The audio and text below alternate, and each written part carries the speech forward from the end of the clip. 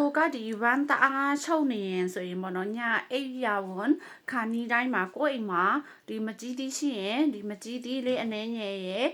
ပြားရည်လေးအနေငယ်ရဲ့ပြီးတော့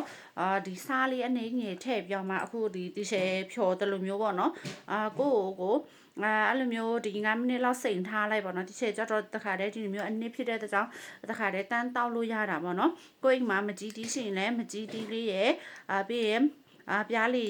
ပြားရည်လေးအနေငယ်ရဲ့အဲ့ထဲကိုပေါ့နော်ကိုမှရင်နွေးရှင်လဲရင်နွေးလေးနဲ့ထည့်ပြီးတော့မှအေးခံပြီးမှကိုတောက်ပြီးပေါ့နော်စားလေးအနေငယ်ပါထည့်ပြီးတော့မှတောက်လေးရတယ်ဒါမှမဟုတ်ရေအေးနဲ့စိမ်ပြီးမှတောက်လေးရတယ်ဒီအေးကြတော့ပို့ပြီးမှကြာတာပေါ့နော်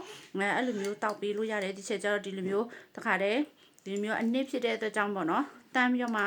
တောက်ပြီးလို့ရတယ်အဲ့ဒါဆိုရင်ကိုကမနဲ့ထားလာတဲ့အခါမှာပေါ်ပါတယ်အစိန်ကိုအိမ်မှာ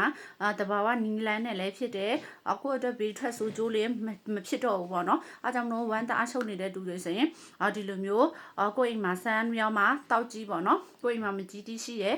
ဒီကိုကပြားရည်မရှိဘူးဆိုရင်လည်းထငက်နဲ့သုံးပေးလို့ရပါတယ်ပြီးရင်ကိုအိမ်မှာသုံးနေတဲ့ဟင်းခတ်စားပေါ့နော်အဲ့လိုမျိုးထည့်ပြီးတော့မှဒီတိုင်းလေးကိုညအိမ်ရောင်ခန်းဒီတိုင်းတစ်ခွက်တောက်ပြီးအဲ့ဆိုရင်ဒီကိုရဲ့ဝမ်းကတော့ဒီတိတိတတ်တာနဲ့ဝမ်းပြန်မှန်လာပါဘောနော်ဝမ်းလည်းမလျှောဘူးဝမ်းမှန်စီရပါတော့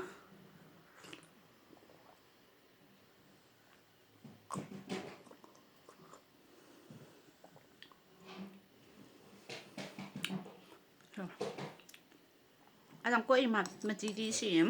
ဒီတိုင်းလေးလောက်တောက်ကြည့်